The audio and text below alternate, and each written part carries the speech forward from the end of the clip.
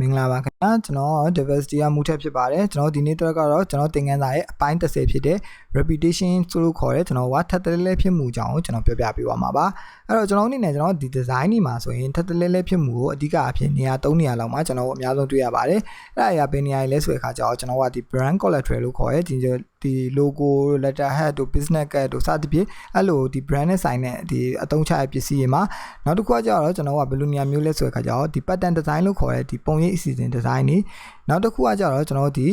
design နဲ့ဆိုင်တဲ့ဒီရုပ်ပုံတွေဓာတ်ပုံတွေအဲ့လိုနေရာမျိုးတွေမှာကျွန်တော်ကဒီထပ်တလဲလဲဖြစ်မှုတွေကိုကျွန်တော်အသုံးချတယ်အဲ့တော့ဒီ new ဥပဒေသားကကြတော့ကျွန်တော်ကဒီ design မှာဆိုရင် design တစ်ခုတည်းပေါ်မှာမူတည်ပြီးပုံဖော်ရဲ့ပုံစံမျိုးမဟုတ်ဘဲねကျွန်တော်ကဒီ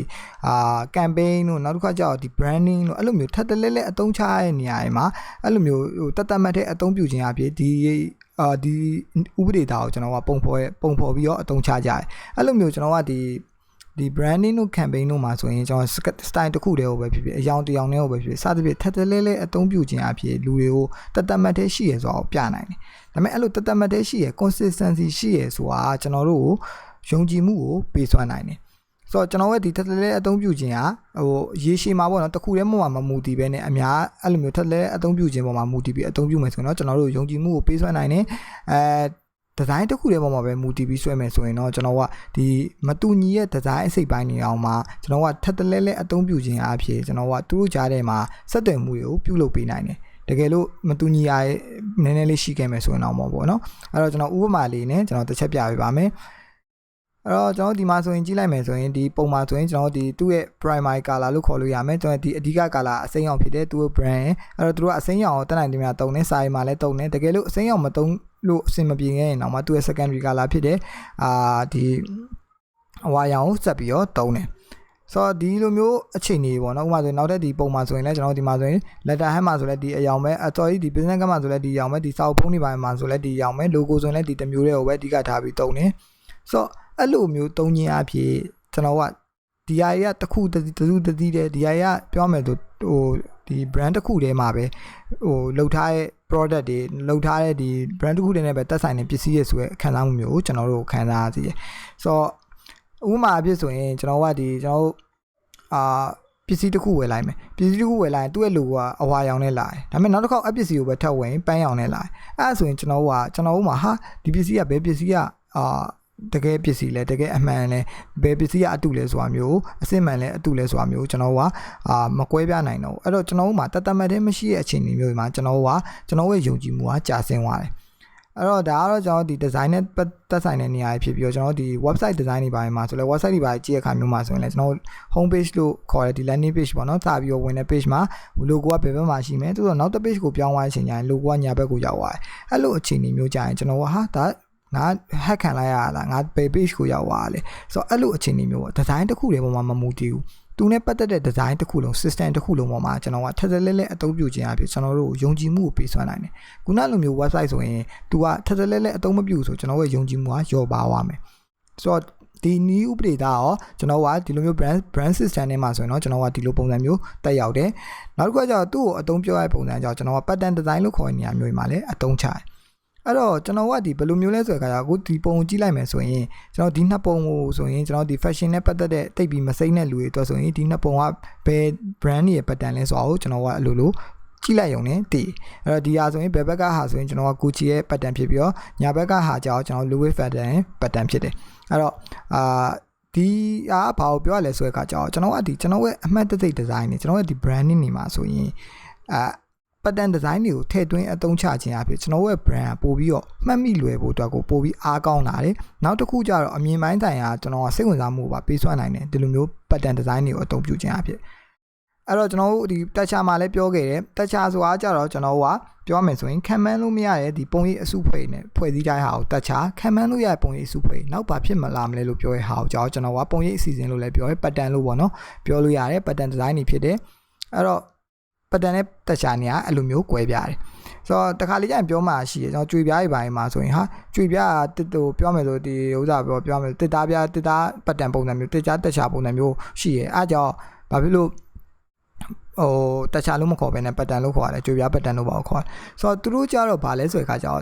့ကျွန်တော်ရဲ့မျက်စိကနေပေါ့နော်ဒီလိုမျိုးဒီကြွေပြားတွေမှာကျွန်တော်ရဲ့မျက်စိကခံမှန်းနိုင်တဲ့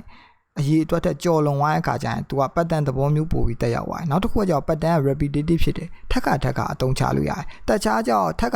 ဟိုပြောမယ်ဆိုစိတ်ရမပါဘဲနဲ့သုံးလို့မရဘူးဒါပေမဲ့ကြွေပြားကြီးမှာကျရင်စိတ်ရမပေါ်အောင်ကျွန်တော်ဒီတစ်သားပြားတို့ပေါ်မှာဆက်ရမပေါ်အောင်သုံးနေဟာမျိုးရှိတယ်။အဲအကြောင်းဘာလဲဆိုတဲ့အခါကျတော့ကျွန်တော်မျက်စိကနေခွဲခြားမြင်နိုင်တဲ့ဒီပုံရိပ်အစုဖွဲ့ကနေကြော်လွန်သွားတဲ့အခါမျိုးမှာကြာရင်သူကပတ်တန်သဘောမျိုးကိုတက်ရောက်သွားတဲ့တက်ချာရှိတယ်။ဒါကတော့ကျွန်တော်ဒီပတ်တန်နဲ့တက်ချာနဲ့နည်းနည်းလေးကွဲပြားအချက်ဖြစ်တယ်။အဲ့တော့ကျွန်တော်ကပတ်တန်တွေကိုဘယ်လိုနေရာမျိုးမှာသုံးလဲဆိုတဲ့အခါကျတော့ကျွန်တော်ခုနပြတဲ့ fashion design တွေမှာသုံးတယ်ဒီ fashion နဲ့ပတ်သက်တဲ့ brand တွေမှာသုံးတယ်နောက်တစ်ခုကျတော့ hotel နဲ့ပတ်သက်တဲ့လုပ်ငန်းတွေမှာသုံးတယ်နောက်တစ်ခုကျတော့ကျွန်တော်ဒီအခုလိုမျိုး packaging design တွေမှာလည်းကျွန်တော်ကပတ်တန်တွေအသုံးပြုတာရှိတယ်။အဲ့တော့ဒီမှာဆိုရင်ကြည့်လိုက်မယ်ဆိုဒီပုံမှာဆိုရင်ကျွန်တော်ကဒီသူ့ရဲ့ logo က juke ဆိုရဲ့ logo လေးမှာဆိုရင်သူကဒီ crown လေးနဲ့ဒီ3 can ပုံစံမျိုးလေး logo လေးအမှတ်သားလေးကိုကျွန်တော်ကဒီ pattern ထဲမှာအသုံးပြုခြင်းအဖြစ်ကျွန်တော်ကအမြင်ပိုင်းရလဲပို့ပြီးစိတ်ဝင်စားဖို့ကောင်းလာတယ်နောက်တစ်ခုကကြောက်ကျွန်တော်က logo မသုံးရင်တော့မှသူ့ရဲ့ pattern ကိုကြည့်ုံနဲ့ဒါကဘယ် brand လဲဆိုတဲ့ဟာမျိုးကျွန်တော်တို့ခံစားမှုပေးထွန်းနိုင်တယ်အဲ့တော့အဲ့လိုအချိန်မျိုးမှာဆိုရင်တော့ကျွန်တော်က pattern တွေကိုသုံးလို့တင့်တော်တယ်အဲ့တော့ကျွန်တော်က packaging design တွေလုပ်ရတဲ့ branding မျိုးဒီ product design တွေမှာဆိုရင်ကျွန်တော်က pattern တွေရှိတဲ့ branding မျိုးဆိုရင်ပို့ပြီးတော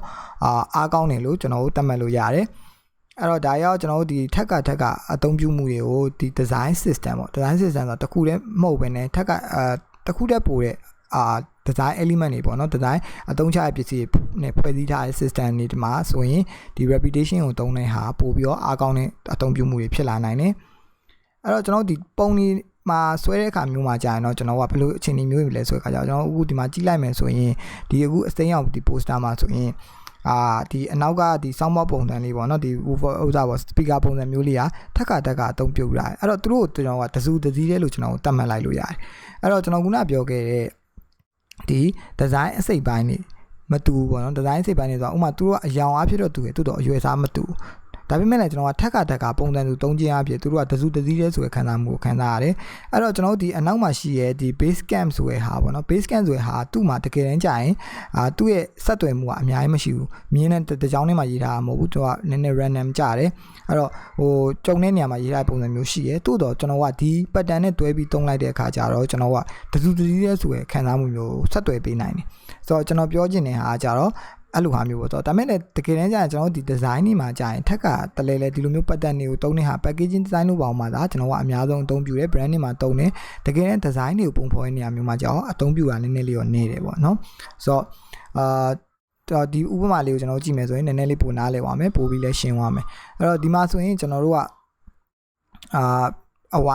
theme တစ်ခုပေါ့နော် theme တစ်ခုရှိမယ်ဒါပေမဲ့ဒီဟာထဲမှာဆိုရင်ဒီ cycle ထဲမှာဆိုရင်အလယ်မှာရှိတဲ့လူကပို့ပြီးတော့ကြီးနေတယ်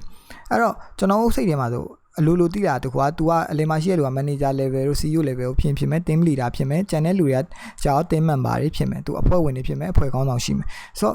့ဒါပေမဲ့သူတို့ကိုကျွန်တော်ကအဖွဲ့တစ်ဖွဲ့တွေကလိုပဲခံစားရတယ်ဘာကြောင့်လဲဆိုတဲ့အခါကျတော့ကျွန်တော်ကပုံတံ design စိတ်ပိုင်းတစ်ခုဖြစ်တယ်ပုံတံကိုပဲထက်ကသုံးထားတယ်အဲ့တော့ကျွန်တော်စီမှာအရွယ်စားအဖြစ်မတူချားနာမှုရှိခဲ့ရင်တော့မှကျွန်တော်ကတစ်ခု design စိတ်ပိုင်းတစ်ခုကို